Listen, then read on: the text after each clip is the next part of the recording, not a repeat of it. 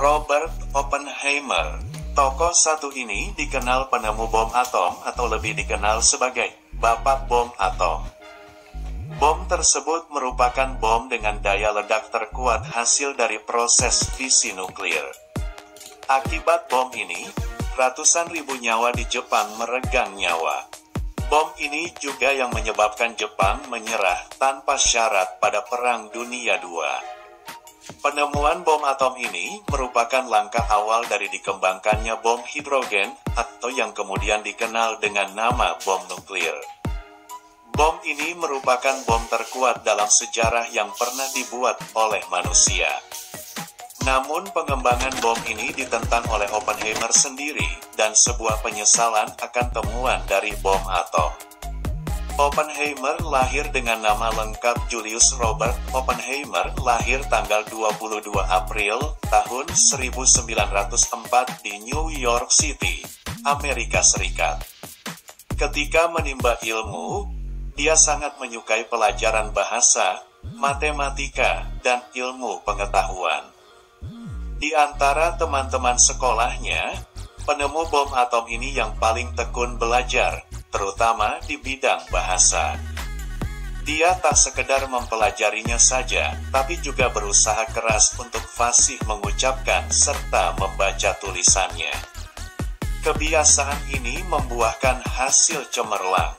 Pada tahun 1925 atau setelah lulus dari Harvard University, Oppenheimer mulus melanjutkan studinya di Cambridge University, Inggris, lalu beralih ke Göttingen, Jerman, guna mengejar gelar PhD.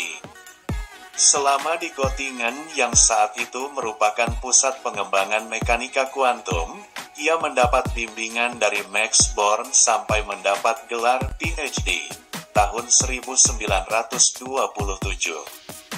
Setelah lulus ia pulang kampung. 2 tahun kemudian berturut-turut penemu bom atom ini kemudian mendirikan sekolah fisika teoretis di Institut Teknologi California dan Universitas Berkeley. Tahun 1930-an menjadi awal keterlibatan Oppenheimer dalam dunia fisika atom dan nuklir. Ia banyak menyumbangkan pikiran dalam fisika atom dan nuklir, termasuk pikiran mula mengenai bintang neutron dan lubang hitam yang sudah diabaikan astronom dalam jangka waktu yang lama. Oppenheimer dan proyek Manhattan. Oppenheimer secara jelas menyumbangkan pemikirannya karena ia menentang kebangkitan kekuasaan fasisme pada era itu. Apalagi di tahun 1939, Amerika mengetahui kalau Jerman berhasil memisahkan inti atom dan mengembangkannya menjadi senjata luar biasa. Maka, untuk menandingi kekuatan Jerman itu, tahun 1941 Presiden Roosevelt membentuk proyek Manhattan dan menunjuk Julius Robert Oppenheimer sebagai direkturnya.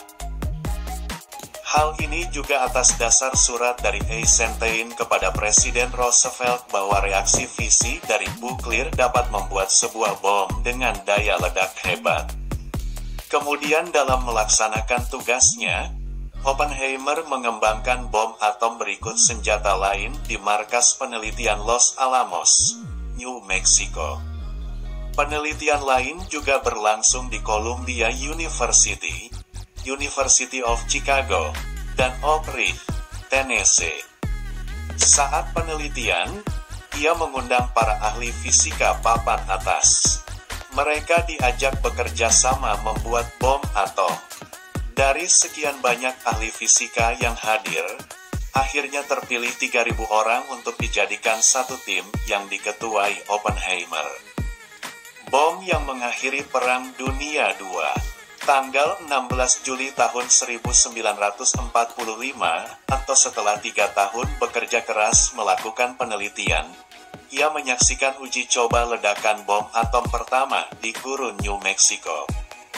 Banyak orang menilai, ledakan itu bakal merubah sejarah dunia untuk selamanya. Terbukti, selang sebulan setelah uji coba ledakan, 2 bom atom menghanguskan Hiroshima dan Nagasaki, membunuh ratusan ribu orang. Keadaan ini membuat Jepang harus menyerah dan mundur dari PD2 pada tanggal 10 Agustus tahun 1945. Meski dikecam-kejam karena telah membunuh ratusan ribu jiwa, bom atom temuan Oppenheimer tetap memiliki dampak positif, karena mampu mengakhiri PD2 yang sudah berlangsung lama. Penyesalan Oppenheimer. Setelah bom atom dijatuhkan, Oppenheimer menyesali pekerjaannya dan menyerukan agar energi atom digunakan untuk kepentingan damai. Ia kemudian dipertanyakan kesetiaannya dan kredibilitasnya dan diajukan ke sidang pemeriksaan untuk pejabat tinggi AS dan mengakibatkan jabatannya untuk penasehat pemerintah di bidang keamanan dilepas. Banyak ilmuwan yang merasa tidak puas pada tindakan yang timbul pada saat histeria nasional yang dipimpin Senator Joseph Raymond McCarthy, namun kemudian dinyatakan salah.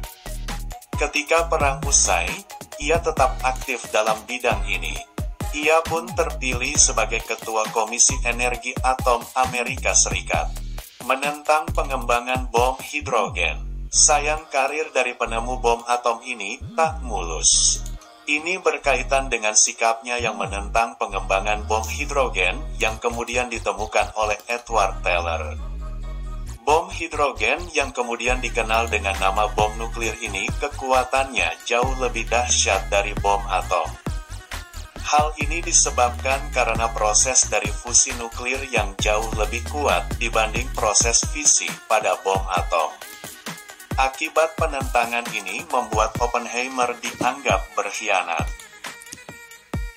Ia pun diadili pada tahun 1953. Meski tidak terbukti bersalah, perlindungan keamanan dan kontraknya sebagai penasehat bagi Komisi Energi Atom tetap dicabut. Tak patah arang, Oppenheimer tetap berkarir dan bersemangat. Dia melanjutkan karirnya sebagai pendidik pada The Academic Post of Director of the Institute of Advanced Study at Princeton University. Puncaknya di tahun 1963, Presiden Lyndon B. Johnson menyerahkan penghargaan Enrico Fermi Award dari Komisi Energi Atom. 3 tahun setelah menerima penghargaan itu, Julius Robert Oppenheimer harus pensiun karena terkena kanker tenggorokan. Tahun 1967, ia meninggal dalam usia 63 tahun. Melalui bom atom, Julius Robert Oppenheimer merubah sejarah dunia untuk selamanya.